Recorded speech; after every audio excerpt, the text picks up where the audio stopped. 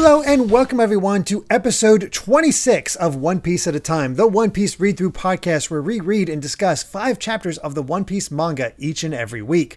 I'm your host, Derek Bittner, and I'm joined by my wonderful co-host and freelance letterer at Shonen Jump, Brandon Bovia. How you doing, Brandon? Doing pretty good. Lots of work as usual, but I'm here to enjoy in the reprieve that is One Piece. The work distraction. It seems like you're starting to catch up, at least a little bit. So that's definitely good. That and the manga's going on break after the next chapter after we record. Oh, okay. After this episode, yeah. So you're speaking of One Piece, because it could be anything. Yeah, One Piece. Okay. Yes. One Piece is the manga's going on break for a month, so I will be using this podcast to fill in that One Piece shaped hole in my heart. We are slow. It's our chance to really catch up now. Exactly, yeah. Oda's doing us a favor. He's taking a break for a month, so we could be like, all right, that's an extra 20 chapters of it's 20 chapters closer. Yeah. We can manage that. I guess before we do that, we should probably finish up the arc that we're on. Time to wrap up Little Garden and see how it all goes. And I gotta say, reading through these chapters, I was surprised just how little fight there was left. Yeah, we're basically done. Well, so it's weird, right? And I don't want to get too, we'll get into it when we get into it. Never mind. Yeah, it's fair enough. I guess we should actually get into it then with chapter 126, Instinct. And it's time for our third cover story. And Django is next up. Yeah. Which is funny, yeah. So that's the fun thing about this. I'm in brand new territory when it comes to these cover stories because I was familiar with Buggy and Kobe because they got adaptations. Every other cover story from this point, I believe, never got adaptations in the anime, which is weird considering, it seems like prime filler opportunity. Yeah, exactly. Yeah, I can't say for certain if they've never been adapted, but I certainly don't remember. Yeah, I don't. I feel like I would. Well, whereas like with the Buggy and the Kobe one, I'm like, I remember that. Yeah. The rest, I believe somebody in the comments mentioned in regards to these that the reason they stopped is that they apparently had some of the lowest ratings. You know what? That's fair. It's like, where's Luffy? Fair. I don't want to watch it. Doesn't have Luffy. Yeah, you know what? That's okay. See, this is the kind of thing that would be perfect for like a OVA or what we do now is that One Piece has TV specials every couple of years that are basically just reanimated arc recaps, and so they're not really that useful, because it's here's a very Cliff Notes version of what you've already seen, but with prettier animation, and the prettier animation's nice, but it would be cool to just have actual side stories get adapted into TV specials. That'd be down. That way you don't have to worry about the ratings. Yeah. And I honestly have no idea what we're in for with Django, because it literally is just these, by the him waking up. All of the cover stories I've kind of just I just kind of blew over. So yeah, nice. I remember bits and pieces of some, but yeah, this Django one, I have no idea. Yeah.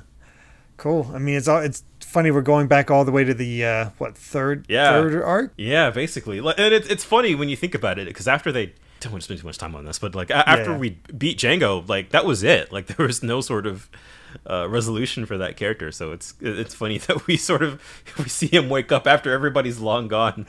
Yeah, they just all kind of forgot about him. Go figure. All right, yeah. So we will follow his adventures. I'm genuinely curious to see where he goes. Mm-hmm. And I guess into the chapter proper.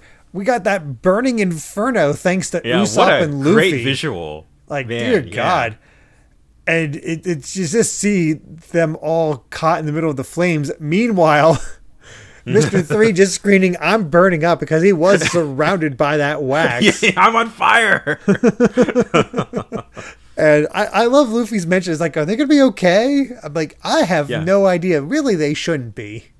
They really shouldn't be. But it does not take long for Mr. 3 and Miss Golden Week to run into the woods as wax falls all around Karu. And man, I love this bit here with the the denouement with Mr. 5 and Miss Valentine, where she's ready to just crush Usopp's head with her guillotine, which I gotta say is kind of a devastating idea for how that's all gonna go.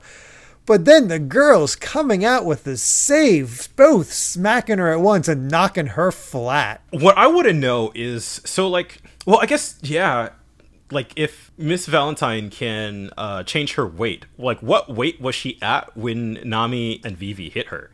That is a very good If she was question. in midair, then she was light. But if, like, did she change, like, I guess I'm wondering what the timing was. Like, did she change herself to heavy in midair, or was it close, like, I mean, how easy was it to get knocked away? Yeah, she's already coming down. Like there's seems to be speed lines indicating that she's on the way down. But it might be that she's going up and we're misinterpreting it. She's just raising up at that point and she's light, which I guess does make more sense. But it's a dumb little thing either way. Yeah. I was thinking about that too. I see that panel though, and my thought is she's coming down.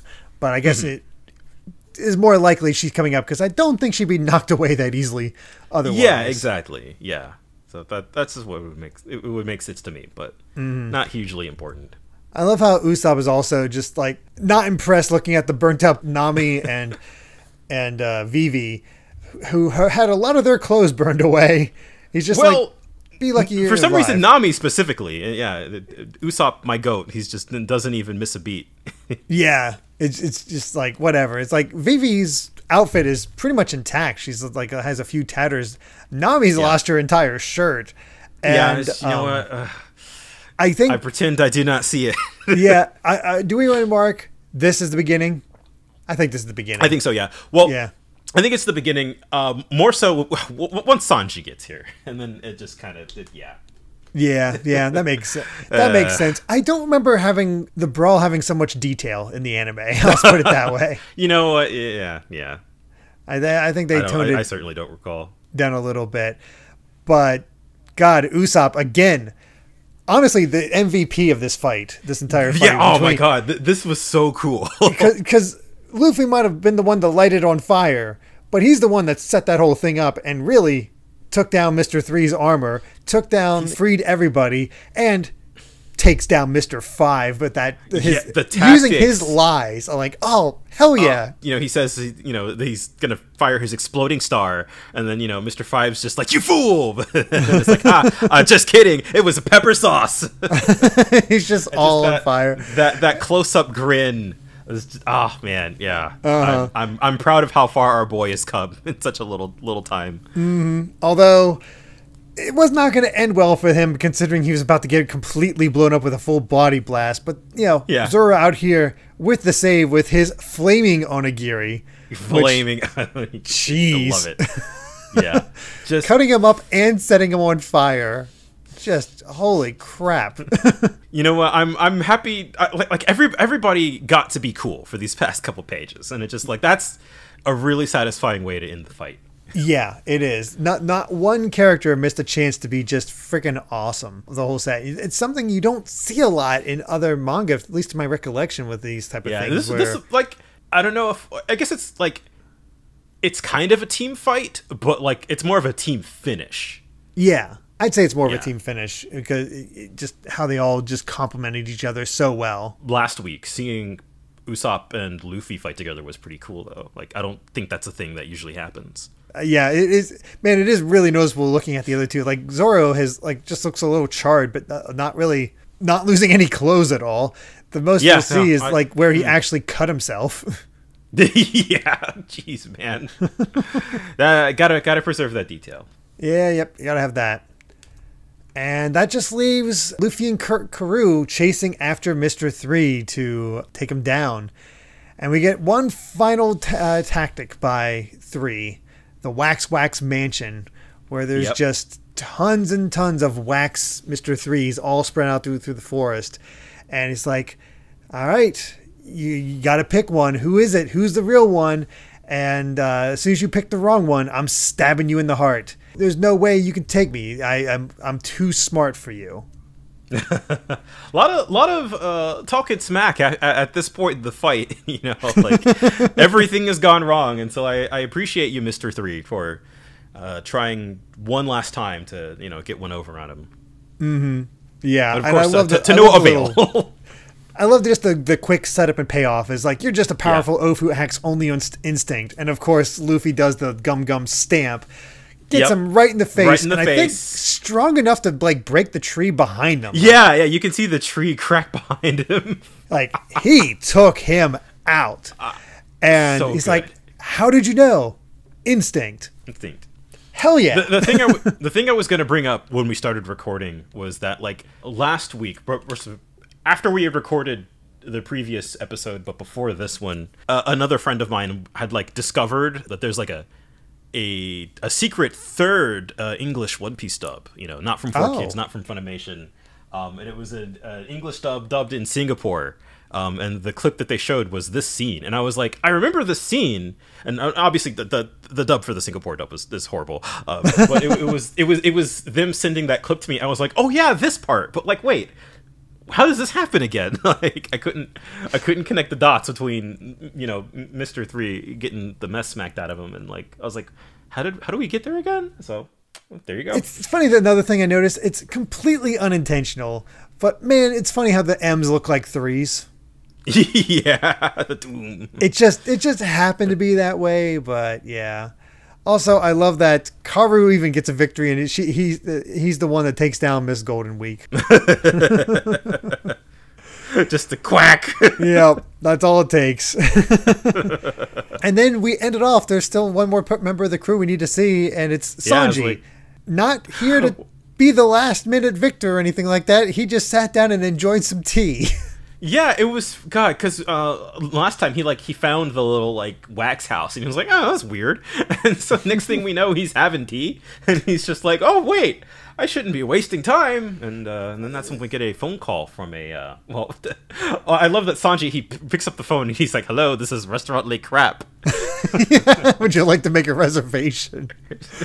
And I question the intelligence of Mr. Zero here. It's like, you'd think that would tip him off that, like, yeah, I think something's up with Mr. 3 here. He's like, stop fooling around. He's like, oh, that's it, you know, can't seemingly recognize his voice. I guess not. You would think he would be like, you're not Mr. 3, but okay, sure, all right. There we go. That's where the chapter ends. We've got Sanji on the line with Mr. Zero, the actual big bad of this whole shebang. Yeah, which honestly is a great way to end it, just because it's like, oh my god, like that was quick. Actually seeing what this is all about, just very, very cool. And honestly, what a great, like, all wrapped up in a single chapter, just finishing off the fight. And really satisfying. A good way to transition into our kind of following action for this arc. Yeah, because honestly, the rest of it is all just finishing it all up, epilogue type stuff. But let's move on to chapter 127, the SNAIL-O-PHONE. And with Django, we see that, yep, he's been left behind.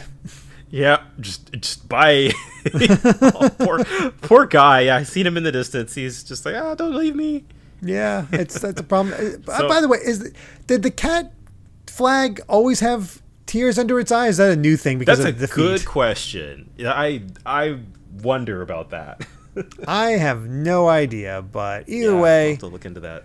Django's left behind, and I'm wondering if the style is going to be more like Buggy or more like Kobe. Yeah, we'll have to see. I mean, so far these are pretty funny. So it's just like, well, I forgot all about him. And getting into the chapter proper, we got the precursor to Deku tears, thanks to Boggy. Yeah, just all. What I can't tell is like, because it's like, is he crying so hard that he's making a rainbow? Yes. In that first panel? Okay.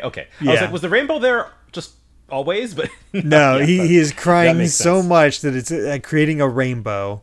Yeah, I love in the next page you see it just like coming down like a waterfall, like pooling up around everybody. Yeah, even Zoro says like they're like a waterfall. Yeah, so salty, and even Usopp is crying along with them. And it's just like, poor guy. And hey, all of a sudden Dory's awake. He's not dead. He's alive. He's alive. I love everybody has like the popping out eyeballs. I love how casual Zoro looks, and he has the pop out eyes. Just utterly ridiculous. Yeah. It's all good. It worked out because it turns out their weapons are so worn and rusted and not really sharp that it didn't really pierce much. It just hit him enough that it knocked him out. You know, well, I mean, like a dull knife is kind of almost worse. Yeah. Like, ow. I guess it was enough that it just, because of his previous injury and the sheer blow of it was enough to knock him out. It was more like a club. It wasn't fatal. Yeah. Yeah. So I guess, oof. Still though, oof. Yeah. Oh, it's definitely an oof. But it's nice. It's nice to see that like he's happy that his friend is alive. Oh yeah, to see the reunion, like we said before, just meeting these guys for the first time, it was cool. You just immediately grew to love the two. Yeah, yeah. To see them actually back together, hugging each other, and all happy, it's a good feeling. It's a good ending. You know, despite what happened, a very happy, a happy resolution for these characters. Mm-hmm. And of course, immediately back into fight mode because he's like, "Are you that proud of yourself for just knocking me out?" And just immediately fighting. But yay, Dory's alive. Everything's happy. But let's get back to Sanji, who's talking to Mr. Zero.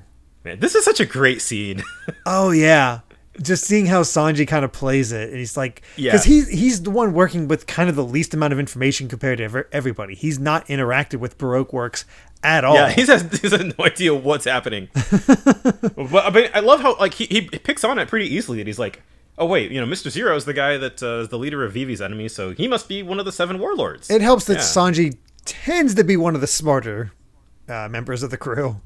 Yeah, relatively. Sanji's trying to figure out what to say, and just says, "Oh yeah, everyone who knew your secret, they're dead. You can call off the hunt." Trying to take off the heat. Like we're still being hunted, so let's try to pretend that everybody's dead. It makes sense, and we find out, the Unluckies are on the way, and they're going to deliver something: the eternal pose to Alabasta. Yep. Oh boy, that's convenient. Yeah, and we're sort of getting more shots of Mr. Zero here, like kind of understanding what he looks like and where he's at, but the information that he's got, like, it's the time has come to begin the most crucial part of our plan, so the things are kind of ramping up. And then there's like this giant alligator with a banana on its head in the background. It's quite huge, just hanging out, and he's in a very swanky place. He's pouring himself some wine. He has ice next to him. Yeah, he looks like a crime boss. Yeah, just this nice swanky look. Yeah, even more so than Arlong, really. Yeah. I mean, Arlong was just kind of business casual. Yeah. But then the Unluckies arrive, and I love how ridiculous they are. I love the Unluckies so much. Just those stairs. Got a gun on his back. Yeah. And picking out the bladed scallop. Yeah. And Sanji's just like, what the heck's going on? Yeah, he kind of dispatches of him pretty easily. Yeah. He also can't tell animals that well because he calls the otter a four-eyed monkey. Like, sure. And I love how he just kind of breaks, I don't know, the I forget which is which, but the vulture's neck. Yeah. Like, that looks brutal. Yeah. Got a little like spin motion on the leg, like yeah. Well, then I love he just like picks right back up after that. He's like, oh, nothing, he kind of gets caught in the lie here where he's like, turns out the Straw Hats are still alive, trying to explain that little kerfuffle, and then Mr. Zero picks up on that, like, I thought you said you killed them. Just that subtle look at how angry he is, because he grabs that flower and you see the water suck up, like disappear almost, and then the flower itself completely withers. Ooh. Yeah, I hadn't thought about that, but that is it's like, what is that power? Like, it's almost seems like able to either drain things or wither things based on just being able to touch them. I hadn't thought about that, what that was, but that's actually really cool. Yeah, that's a really cool way to show that. Just that little indication of what kind of power he has. Makes him so dangerous. You can just feel he does not accept failure whatsoever. Yeah, it's very just the inked in shadow. Just like, this guy is a complete boss, and even over the phone, he's intimidating as hell. Oh yeah. The call ends. He hangs up, and the first thing he's like, "Hey, Miss All Sunday, go off Mr. 3." Yeah, have Mr. 2 off Mr. 3. Yeah, just like, that's it, you know? Just first thing after the phone call is like, yeah, all right, he's dead. Yeah. I love how he loves his alligator or crocodile, or what, I guess probably crocodile, since he is named Crocodile, because he has a framed portrait of that thing behind him. Wow, that's very, very true to the theme. I do love Miss All Sunday kind of petting it in the background. Yeah, she seems good with animals from what we've seen so far. And oh man, the way those things are linked to her is they're saying to have 3 disposed of. Yeah, so good. And I like how she doesn't seem that intimidated by Crocodile. Yeah, because she's just like, oh, you're so ruthless. It's like, no, I'll do as you say, no problem. Oh man. It's really good stuff. And Sanji, surprisingly, after goofing off most of the arc, kind of saves the day because he finds that he gets that Alabasta log post. Like, all right, we have a direct line to Alabasta. Yeah, because the whole setup was that we were supposed to be stuck here for a year. Yeah. Like I said, I could not remember how they got off the island. Yeah, I completely love how he just lucks into that. Like, oh yeah, we'll send you one. Oh, okay. But it also makes sense because your mission was to go here and take care of this. Now you're done. Exactly. I need you to come directly here. It doesn't feel contrived. Yeah, and it's interesting how it's sort of an interesting peek into how some folks might like have to navigate this world if you're like, he has to get sent the log post to go to Alabasta. Yeah. And it's sort of like it's sort of like a thing that, you know, kind of like, all right, I'm gonna have to mail you the directions to get there. Exactly. And man, even just another great setup where the return of Smoker. Oh, well, should we the transition into the next chapter proper? Oh well, no, they indicate Smoker at the bottom there. After that, it's like the Grand Line, Captain Smoker. We just intercepted a very interesting transmission. Yeah, wow. I'd already moved on to the next chapter. So I was like, wait, I was the one who got ahead of himself. That's all right. I do love the little ID that they have there. That you can't obviously see it right now, but it says Smoker above Marine. So he has a personalized flag. Yeah, that's great. Yep. Because I mean, he is I guess he's captain. Yeah. Yeah. Does everybody at the rank of captain and higher have their own personalized ship? Hard to say, but either way, there is an SBS, but really there's nothing to mention about it. It's just silliness. So let's move on to chapter 128, Pirate Pride. And sure enough, Mr. Zero, Crocodile, was saying about how they don't want these transmissions getting intercepted. And they got intercepted. We got Shigi there. Apparently she picked up a new sword. Of course. The fine grade sword Kashu. So that is pretty cool. I love this artwork. Them just flying on pterodactyls. Yeah. Sanji hanging on for dear life. Yeah. It's a great adventurous spirit. I think that really makes it stand out. But we go back to them, and apparently we have black transponder snails that are listening devices. Undercover. We've gone through like 3 different names for these snails. Like, what was the whatever the first one was, then a SNAIL-O-PHONE, and then a transponder snail. I think transponder snail is where that is the one they choose. It seems like I think that's the one that sticks. I think you're right. But the only part of the message they caught from that interaction was, did you, Princess Vivi, and Straw Hats? Yes, mission accomplished. And I've been trying to look out for this. Is this the first time we've heard the crew referred to as the Straw Hat Pirates? I've actually not been paying attention, so you would be... I don't know, maybe. I know they've referred to Luffy as Straw Hat. Straw Hat, yeah, but I don't know if they've been officially called the Straw Hat Pirates. Yeah. Yeah, that might be the first time. I hadn't been looking out for that. I don't know. I'm gonna say it might be, but I also love how they further tie in Smoker to what's going on, because they caught Mr. 11.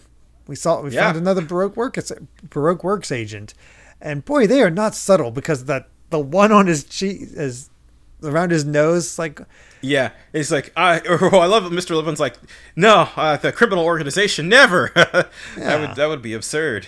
Yeah, that's like, don't weird. pay no attention to the 11 on my face. Yeah. And I love Smoker just immediately plays him. It's like, then explain the orders we found in your pocket. What? I thought I burned them. Ha, there was nothing in your pockets. Oh, get baited. And it basically all just serves as setup to get Smoker to Alabasta. Yeah, pretty much. It's like, okay, that's where they're going. That's where we're going. And I love when there's multiple factions in play in a story. It's one of my favorite tropes. And already we've got 3. Yeah, we got Baroque Works, we got Smoker, we got the Straw Hats, and that's some great setup already. I actually, I don't remember what role Smoker really plays. I don't either. In Alabasta, so I'm interested to see like where that sort of third layer comes in. Agreed. I remember sort of the aftermath, but I don't remember what happens in like the story itself proper. Mm-hmm. Yeah, I'm same way. I'm very foggy on those details. Back to Little Garden. They're all patched up, and they're like, okay, we want to repay you, but not sure what to do because it does take a year for this log post to reset. Meanwhile, I love how the boys are just like, oh, we're going to steal Miss All Sundays, not Miss All Sundays, Miss Golden Week's rice crackers. Yeah, so they just stole them. Yep. And there's also just this wonderful friendship forming between Nami and Vivi. Yeah, yeah. And I don't think I pointed that out previously, but it is something I've noticed, like that they've pretty much like as soon as things got rolling with figuring out Vivi's true identity, it feels like the two of them have like just kind of grown a friendship. Yeah, so it's nice to see. It's very nice to see. You love to see it. It's fun. I guess it's Usopp that calls this out. It's like, let's have a rice cracker party. Hey Nami, dance for us. Yeah, what's that about? And then he gets whacked. Yeah. Yeah. And then I think Luffy says to do it again, to smack him again because he thought it was funny. Wow, a bunch of Looney Tunes. And then Sanji finally reunites. Yeah. And he's just like, you're all safe. Thank goodness. And it's like, what the? Are you Mr. 3? Looking at Dory is like, how do you know about Mr. 3? Holy crap, Nami, you're beautiful. Yeah, yeah. Face. There we go. It's pretty much, you know what? I'm not going to get into it. Yeah, but I will also say, it's not like she's, like, yeah, she's down to that article of clothing, but it's also not like she's drawn in a seductive way. It's just... It gets worse. Yeah, it's I know it the gets worst worse. example. Yeah, it gets worse. So, yeah, so it's definitely just, it's like one panel, so I'm like, okay, it's a little eye rolling. Yeah. You know, it's more of just like, okay, this is where this starts. I don't know for sure, but I know there is one of the movies that is infamous for its... Oh, that's movie 7. Yeah. Movie 7, yeah. Very, very jiggly. Yes, it is. It's Nami becomes a dead or alive character. Yeah, basically. Yeah. Anime. I mean, we have found... I forget who did this joke originally, but yeah, we found the secrets to perpetual motion, and they're in women's breasts. Yeah, I bet you could probably make a whole anime about that. Oh, I'm sure. But hey, it worked out. Sanji, even though he was late, he's like, hey, I got Baroque's Works off our trail. And he's like, oh, we're stuck? What's to keep us here when we have this? And he shows off the pose. It's just so casually. Yeah, we're all good. And also, a nice touch, Nami took Sanji's coat. Yeah, huh? That is a nice little touch. Yeah, he's a gentleman. Yeah, he's a gentleman. Yeah, getting hugged by Vivi. You know, he's just freaking out. Yeah, yeah, he's definitely enjoying the hug from it. Then we get this little thing of like, of course, we have to have the resolution to this contest between Zoro and Sanji. I forgot this even had a resolution. Yeah. I love that it's like, oh, I won because I bagged a huge rhino. Yeah. And that triggers something in the giant's mind. It's like, hunting challenge. Yeah. What's that all about?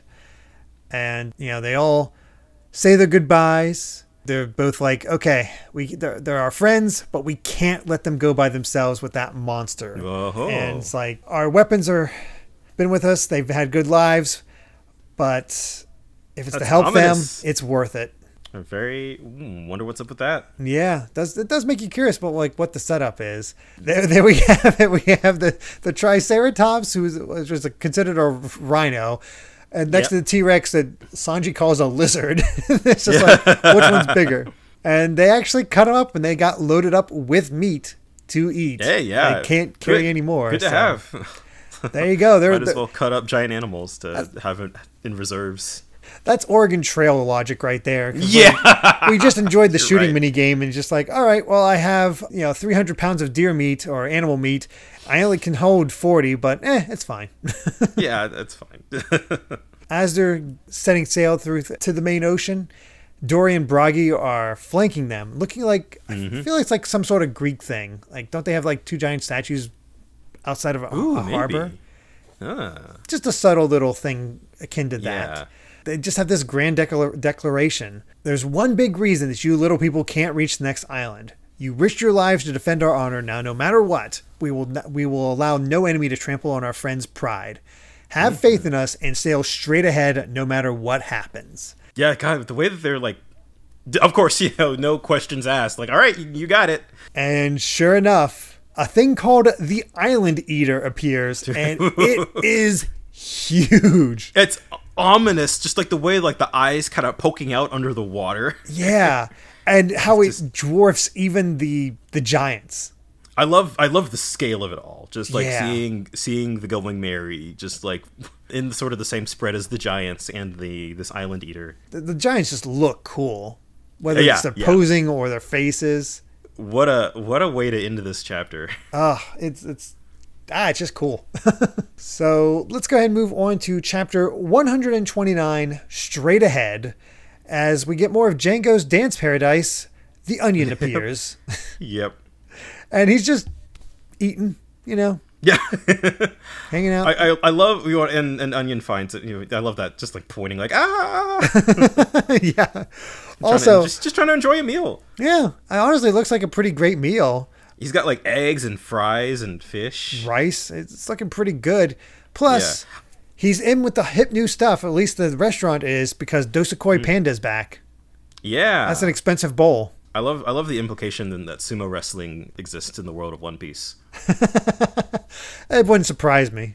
Definitely wouldn't surprise me. But getting into the chapter proper, we get to see the full look at this Island Eater, and boy, that thing is freaky. Isn't it amazing that they didn't encounter this thing on the way? Well, I guess it's like on the other side. Yes, that's the implication. It stays to the other side. And it's like, holy crap! All right, that's huge, and it's so interesting because it's so subtle in the manga compared to the anime. Usopp points out it's a huge goldfish. It's a giant goldfish that they're dealing with, and just says, "I think I've heard of this somewhere." And I'll just go ahead. They also mentioned the other things, like it's not just that he's huge, that monster eats whole islands, and his poop is truly colossal. Yeah. And remember the time we mistook one for a continent and landed on it. Yeah, that was way back at Syrup Village. Yeah, it was one of the tall tales Usopp told Kaya, and I was so shocked to see they don't go back to that. They don't have him like telling that story in the same way the anime does, where they have a flashback. It's just that I've heard this somewhere before. My big brain theory is that the implication is that's because his dad is on Shanks's crew. So it's probably somewhere that Shanks went on his adventures at one point, and then he learned that story from his dad. That could be. I could definitely see that. It's all connected. But it's also another great moment for Usopp that Nami is panicking and being like, turn the wheel. And even Usopp is saying like, no, we're sailing straight ahead. Yes. And that's huge for Usopp. He's so by this point, just like completely won over by the giants. Oh yeah. He is just enthralled. all in for the giants. And I love this little joke is like, I know, don't panic here. Have the last rice cracker. And the next scene, you just see her crying as she's eating it. I was like, The goldfish is big enough that it could eat Dory and Bragi whole. It is. Yeah. Just like by the complete scale of it. And like you see it on the next page, like the Going Merry's in its mouth. Yeah. And like the mouth is like an extra, probably like 3 times as tall as Doggy and Brory. Yeah. Dorian Broggy. I think you mixed up the names. You know That's all right. You know what I mean. They're using something called the legendary Spear of the Giants of Elbaf, the Hokoku Sovereignty, and they just blast a hole in the middle of the Island Eater, sending the ship flying through. That's so cool. Yeah. And it made me pop off. Because there is anyone who's caught up will know, and so I won't say who it is. But there's a character later on who uses a move called Ikoku Sovereignty, which is it's basically like I don't know the kanji, but they're kind of you could say it like a different kind of country or something along those lines. So I didn't realize that character's attack was a reference to this. Those big brain moves by Oda is ridiculous. Ridiculous. That character making that reference makes complete sense in context. That is amazing. Like, freaking! I don't think anyone ever brings that up. It's just one of those cute little nods. Yeah, you reread like that's the thing. I can imagine so many people once One Piece ends rereading it from the beginning just to pick up on all those little subtle things. And I think I forgot to mention the point that it's like 800 chapters from now. Like 800 chapters. Like when you mentioned that, I'm like, I've not seen that, and I made it to like chapter 600. So yeah. Oh man, that's pretty crazy. Actually, if you've, I'll mention it after we're done recording, because you would know who it is. I think if you got that far. Maybe, or maybe just slipped my mind because you wouldn't have seen the attack, but you would have been known who the character is. I think. Oh, okay. Huh. Yeah. Interesting. So you just haven't seen them fight yet. I see. All right. Anyhow. Yeah. But I mean, again, dwarfs the giants, and yet they still take it out in one go, just showing that true strength. That spread, just blasting a hole through it is so freaking cool. And that, again, I had kind of remembered the vague order of events, but this sort of like how they left Little Garden, I'd completely forgotten about. Same here, but it's again really cool moments. Like what a cool, like how could I forget that? That's so memorable and so cool. Yeah. And their weapons are destroyed. And we just get this little epilogue talking about the giants. Yeah, it's nice to get a little resolution for their characters. Yeah. And I love seeing their boats and how they dwarf mountains. Yeah. And just such a fun, tall tale. You have all these giants hanging out, drinking, just having all those good ones. And talk about how both of them bagged big old monsters and get big prey, and just this tiny little girl says, "Which one's bigger?" Just completely nonplussed, not afraid of them. These world infamous pirates. Yep, and you get them laid out. See the sheer size of those monsters, which again just indicates their strength. Yep, especially because it turns out those weren't monsters. That wasn't a monster. It wasn't a mountain that Luffy got caught under. It was the remains of those monsters that they were fighting over. Yeah. That is so cool to just have that little lore pop in. Yeah, it's an extra little bit that you didn't need, but it's nice to have. It doesn't mean anything. It doesn't matter in any grand sense, but it's satisfying in its way. Yeah, and just using sort of like the kind of the established. We already knew, that these giant skeletons were here, and sort of like having that as a connection to the giants in the first place, and it's just like they can't even remember because it's like the source of their rivalry doesn't even matter. Yeah, that's just great. And I love how minuscule it is, but they're comparing it by 2 inches. yes. So jolly yet so petty. Mm-hmm. One last thing I wanted to point out is that I really love that, because I mean they're going back to fighting here at the the end of the arc. But I love that they sort of they sacrifice their weapons at the end for Luffy and the gang, just like for friendship. Yeah, it was sort of like this is the symbol this is the symbol of our conflict, and just like the way that they throw their broken weapons, just. I don't know. It feels like they're moving on, but almost not. Sort of. Yeah. Things change, but things stay the same. There's not really a way for them to kill each other now. Yeah, exactly. So they just get to punch each other and be best friends. Yeah, and it's a good life, I guess. But then we return to the Going Merry, who's out on the sea already, And just Usopp and Luffy declaring that someday they're going to go to Elbaf. Yes. Will we? Who knows? Who knows? But then already we're starting to see Nami feeling a little under the weather and asks Vivi to keep an eye on the log pose. And we're just sort of reestablishing and getting more of Igaram. Yeah, it's like that's kind of a like, oh, that's a fun side quest. All right, we have to. The country's in danger. Yes, we gotta get it. And just this whole idea is like your father is powerless right now. The people must hear the truth from you, or the violence won't end. So no matter what, you must live. You whatever sacrifices you have to make, you have to live. It's one of those things where it's just everybody settling down again. There's these wonderful moments, and you got everybody gets to chill. Yeah, Sanji feeding them. I love the little thing is like he personally serves them, but it's like, hey, yours is Usopp and Luffy are drooling, and they're like, hey, yours is in the kitchen. They just run off. And then Zoro, being a badass, he's just throwing around those giant weights. Yep, he's like, if I'd been able to destroy the candelabra, I wouldn't have been delayed so long. Been too lax, so I got to get strong enough to shatter steel. Oh boy. Yep, and just seeing him do those sword movements with those huge weights. The leg that he cut himself. Each one is 100 kilograms. Oh my god. So he's doing that with 500 kilograms. Yeah, as one does. My god. Then we get our little indication of what Mr. 2 is like. Mr. 2 Bon Clay. And boy, he has a ridiculous design. These swans on the back. Only see it from the back. Yeah. Just to get a sense of what they're like. And he's like, oh, what's the fuss? Can't you kill Mr. 3 by yourselves? Like, no, we'd be slaughtered. It's like, weaklings. Yeah, we're moving up the ranks. Yeah, getting that power scale, and it's pretty cool. Do you know what the kanji on the back of his coat says?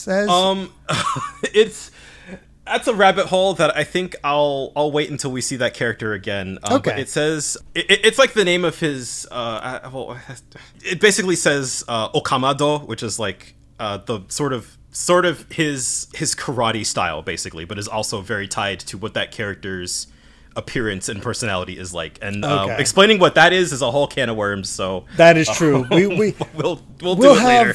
We'll have words about Mr. 2. Yeah, I love Mr. 2, but I do too. Definitely very. It's maybe a bit that hasn't aged super well. Maybe not. Yeah. But we'll get to that when we get to it. But things are not looking good because this chapter 129 marks the end of Little Garden. But it doesn't really come to a clean end like a lot of the other ones. Yeah. Because Nami is burning up with a fever. Yeah. She is not in great shape. What a way to transition out of that arc. I know. Yeah. It's like, oh, geez, that's not good. Again, another SBS, more giving about christening ceremonies for ships. Yeah, it's kind of cool. I love that. Like, Oda has all this stuff that he's just like, I don't have like time to show this, you know. Yeah. He can't quite dedicate panel time to everything that he wants to show. It's fun. Especially, I love the little reaction of the Going Merry when the champagne bottle doesn't actually break. All right. Chapter 130, Maximum Speed.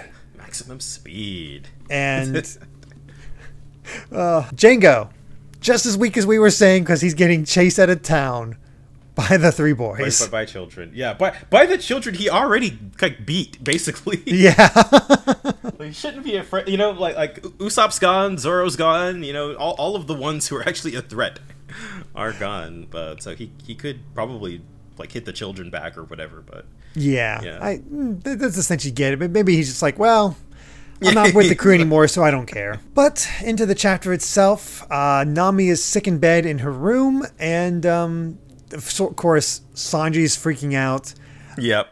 Vivi's giving the ideas like, oh yeah, one of the dangers you encounter about on the Grand Line is sickness caused by extreme weather. Yeah. Even the most notorious pirates can suddenly get sick and die. So, like, okay, is there anybody that knows medicine? And everybody points. Yeah, I love everybody just pointing to Nami. It's like, oh crap. Yeah, and as we see, this whole crew is just like. It's just a ruckus without Nami. Yeah, it is. Yeah, because it's just a complete circus. Luffy's immediately saying, all right, she just needs meat. Meat'll cure her. And Sanji's like, well, I can give her the basic care, but it's not necessarily going to make her well. And I've even taken extra care in the preparation of Nami and Vivi's meals to make sure they're well balanced and had meat and vegetables. If something was going bad, I just fed it to you guys.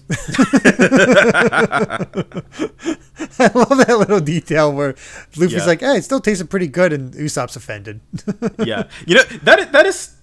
I don't know if that's an indication of something for later. I'm going to jot that down and probably see if I can talk about that off when we're not recording. It is something funny. But yeah, he's like, yeah, you don't have to worry about her basic nutrition, so we're all good there. But I don't know what she's got, so we're kind of out of luck. Yeah. And it's definitely bad because she's at 104 degrees, jeez. Yeah. This whole thing is a mess. Between them being like, okay, it's going to take us a week to get to Alabasta. And then, Luffy just like, so does it hurt to be sick? And then just Sanji and Usopp like, I don't know. It's impressive that not even Usopp has ever been sick. Yeah. Just like... And the reaction from Vivi is like, are you people even human? And of course, the sheer panic when she says is like, yes, this is bad. It could kill her. He's like, Nami's gonna die. We gotta help. Yep. This whole chapter is just chaos. Just how integral Nami is to the crew. And even then, she sits up and says, hey, in my desk, there's a newspaper. And you find out that things are not going well in Alabasta, where 300,000 soldiers have defected from the Royal Army. And it used to be a more even split with the Royal Army having 600,000 men and the Rebel Army having 400,000. But now that's skewed a little in the favor of the rebels. Yeah, that's a huge country. Jesus Christ. Yeah, I definitely, I feel a little bit odd about this being sort of the way to like add tension to the situation where it's like, okay, now, things are getting worse, so we have to rush to Alabasta.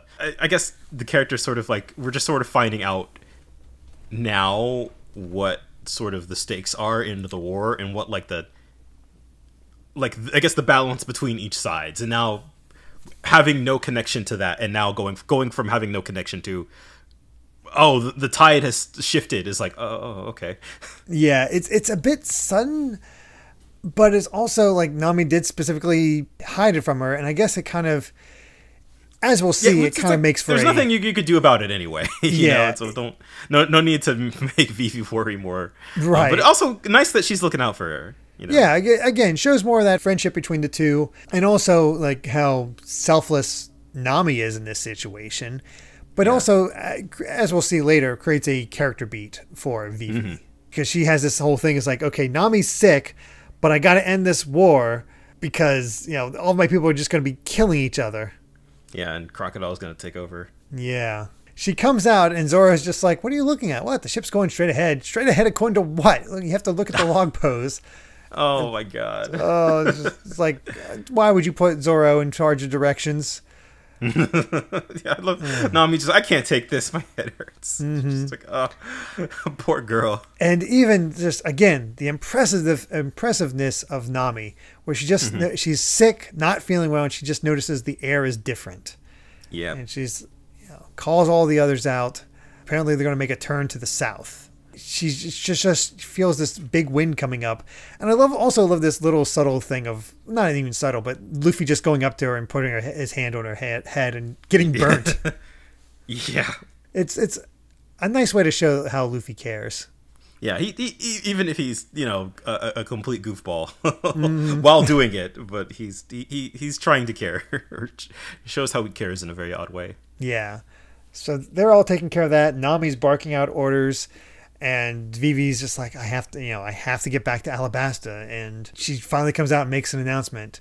And I love how this is all set up. It's like, okay, yeah, I know this is selfish after all you've done. My country's in trouble, but there's not a moment to spare. So I want you to sail this ship at maximum speed and head straight for Alabasta. And Nami's like, yes, of course we're going to do that. So let's look for an island with a doctor as soon as possible. Yeah. Because if we're going to get to Alabasta the quickest, we need Nami. Look at that. The friendship. Yeah, friendship, and she's completely not wrong. Yeah, she's not wrong. Well, and I love seeing that, like, this Vivi is worried, obviously very worried about her country, but is willing to, like, we need to, like she can't sacrifice, you know, the people who are fighting so hard for you. She's also seeing just we're seeing the bonds form. Yeah, it's the bonds, and it feels good, especially to see how far we've come from when she was first introduced. Yeah, it feels like, I mean, it feels like she's already part of the crew, even though it really hasn't been that long. You know, it's like 30 chapters. 30 chapters. Yeah. Yeah, but she already feels just like one of the gang. Yep. And Usopp's son is like, you know, it's like, you sure about this? It's like, it's why we need it. And Sanji's like, yep, I like you. We're all about this. Everybody's sort of behind her. Yeah. And even Nami finally admits that I don't think I'm completely well yet. Well, yeah. And then that page where you see the giant cyclone. Yeah. Holy crap. What a, like, I love these moments where you could just see, like, you know, Nami's not strong or anything, but seeing the way she just can pick up on the weather. Yeah. And Vivi's little comments to herself is like, girl doesn't just use the wind and sky to predict the weather. It's though she feels it in her bones. Like, that's cool. I'm sorry. That is cool. That sounds like foreshadowing for something. I don't think it is. But yeah, that is a line that sounds suspicious. It's just like, oh, that's weird. But I never took it as that. I think I thought to me, I just took it as that's just like she's a natural. How good she is. Yeah, it makes sense why Arlong wanted to keep a hold of her so much. Seeing that in action is really cool. Like this is Nami's knowledge coming into play, and it like we sort of. It was kind of used as a gag when they first got to the Grand Line, where it was like, you know, like, oh, okay, she doesn't know everything, but no, you know, her knowledge is still very, very capable and very like central to this crew, and like that's sort of it's cool to see that. Yeah, now that things have calmed down from that insanity at the beginning, she's getting a sense of the Grand Line, and you can see it's her growth that we're getting here. So that's pretty cool. I wonder how do you sail blindly, because they did not mark the next island. Yeah, they're just out there. All right, they're just honestly keeping an eye out for an island that they can go to as they go along. And the next day, it's already snowing, so that's not good. And we end with Zoro saying, "Hey, is there somebody standing out there?" What is that? I have no idea what that's about. Cliffhanger. Like, my God. Yeah, all right, okay. We've got nothing. Like, it's both nothing and everything. It's like, wait a second, we're in the middle of the ocean. How is somebody standing out there? Yeah, like, okay, all right, yeah. Again, it really feels like these sorts of like transitionary chapters. Like I really don't remember that much at all. So yeah, there's so many surprises where I'm like, oh, okay, that's what happened. You know? Yeah, it's funny that I remember all of the major beats, but yeah, some of the stuff is still very new. And it's what makes it so much fun to reread, even though like you've caught up and I've gotten up to Punk Hazard. Yeah, there's still. I feel like I could read it again and I would still find new stuff. Oh, I'm sure. We got one more SBS. Again, nothing too crazy, except we did get birthdays for everybody. Luffy is May 5th, Zoro is November 11th, Nami is July 3rd, Usopp is April 1st, Sanji is March 2nd, and all of those have meanings, which is a thing that is very common, at least shonen. Yeah, they're all puns, basically. Yeah, I mean, Usopp being April 1st, April Fool's Day, yeah, that makes sense. Yeah, that makes sense, yeah. But something, if I can explain it, because I get it. Oh, okay. So in Japanese, there are multiple ways of pronouncing like 1 through 10, and those can change based on context or what kind of like count, like whatever you're counting. You know, the pronunciations of those numbers can change. But something very simple like Luffy, you know, May 5th. So 5 is go. Well, actually, wait, May 5th. Oh, that is weird. So that'd be. That might have been a typo. I'll use a different example. For Sanji, so that's March 2nd. So San 3, that's March, and then G can be 2. Oh my God! So it's just his name. Yeah. Wow. Exactly, and same for Nami, July 3rd. So Mi is like short for Mitsu, which can be 3, and then Na can be short for like Nana, which is 7. So July. Wow. Stuff like that. Yeah. That's really in the weeds there. I thought Luffy's was supposed to be May 6th, so I don't know if that's like a typo or a mistake, because I thought it was Go for 5 and then Mu for 6, Mutsu, so that would be Gomu. Oh, of course. Yeah, that makes sense. That would be that. I'm gonna look that up now. As I thought that's what it was, but Yeah. it could be wrong. Oh no, okay, yeah. No, the wiki says it's May 5th, so maybe I was wrong about that. I don't know, but either way, that's the type of puns we're working with. Japanese puns are really hard to translate. Yeah, it's the kind of thing that could be completely innocuous if you didn't know. With all those birthdays. But that is it for the little garden arc, and we got our... Yeah, we wrapped up a whole arc. Yeah, and we have our setup for ostensibly the next arc, but we don't even know what it is. We're not even on an island. So we're just in the middle. It's snowing. They're in the middle of nowhere. We just know we got to find a doctor and get Nami better.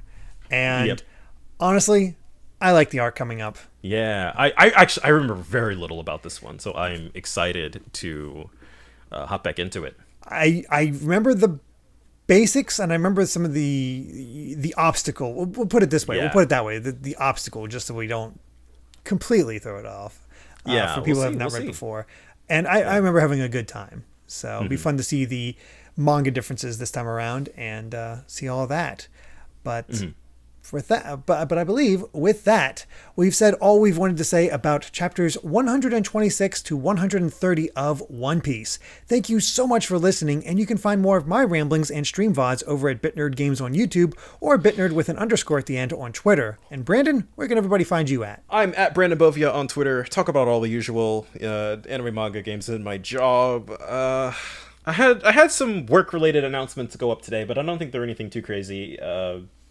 Just look at my social media for that. I'm not like, oh yeah, gotta go check this thing out.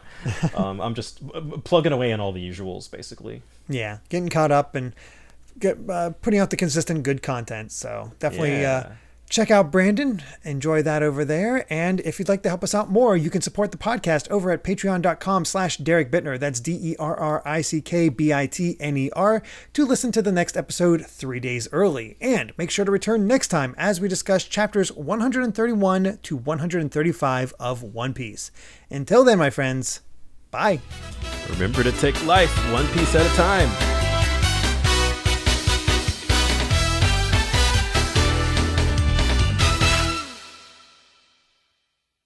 So let me see if I understand. The report you gave me was a complete lie?